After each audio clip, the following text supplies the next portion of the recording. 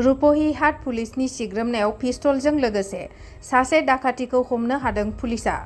दुथां डाकाति सुबुंनिफ्राय पुलिसआ 32 mm पिस्तल आरो गासै गं 8 गोथां गुलि बोखांनो हादों।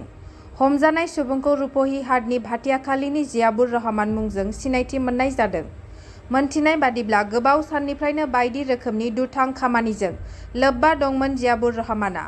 गुबुन लोब्बा थानाय दुथांफोरखौ रुप'हिहाट पुलिसआ संदाननायखौ खौरां मोननाय जादों।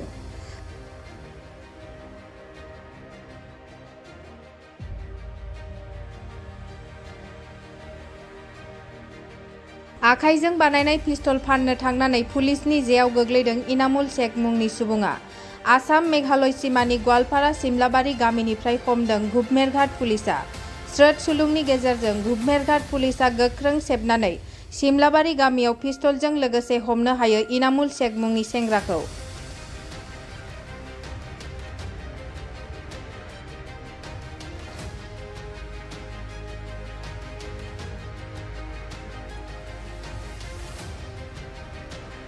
नै दाननि गेजेराव बिटिआर सोरखारा हाग्रा बिफानाव गासै 400निबो बांसिन साख्रि थिसनथाय होगोन होननानै खौरां बिजोंनि गेजेरजों फोसावदों बिटिआरनि मावफुं सोद्रोमा रनजित बसुमतारी बिथाङा।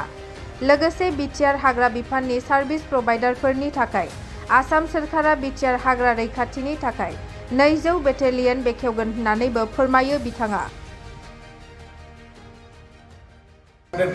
जोंनि फरेस्ट डिपार्टमेन्टआव 400निख्रुइबो बांसिन पस्ट खालि दङ। बेखौ नैबे 2 दाननि गेजेरावहाय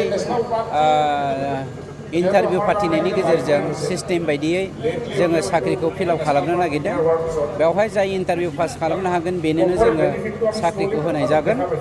बेवहाय गरसेबो थाखा फैसानि लेनदेन जानाय नङा। अब्लाबो फरेस्ट डिपार्टमेन्टआव जायफ्रा गोदोनिफ्रायनो हाबनानै गावखौ सेक्रिफाइस खालामगासिनो दङ बिथांमोननि थाखाय जोङो माखासे ब'नास पइन्ट होदेरनानै माबा मोनसे खालामनो हायो नामा बिदि बेबस्थाखौ जों सानगासिनो। बे पस्टआ 400निख्रुइबो बारा, अब्लाबो 400खौ जोङो दोनथ'दों।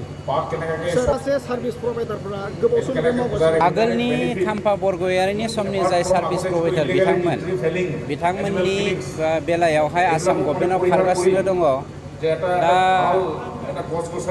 बे बेलायावहाय आसाम गभर्नमेन्टजों माबायदि सावरायदों आं बेखौ मिथिया, खिन्थु जोंनि बिटिसि सरकारनि सिङाव बा दिनैनि बे प्रमद बर' बिथां मानब गेदेरनि दैदेननायाव आसाम सरकारा बिटिसिनि हाग्रा बिफानखौ मोजाङै रैखाथि होनो हानायनि आरो मावफुंनो हानाय बायदियै 200 बेटेलियनखौ बिटिसिनिफ्राय बिटिसिनि सेंग्रा सिख्लाफोरखौ लानानै 200ता मोनसे बेटेलियन मोनसे खुलिनो नागिरदों। बेनिफ्राय 200ता हमगार्ड हरगोन स्पेसियेलि हाग्रा बिफाननि थाखायनो। बै 400नि अनगायैबो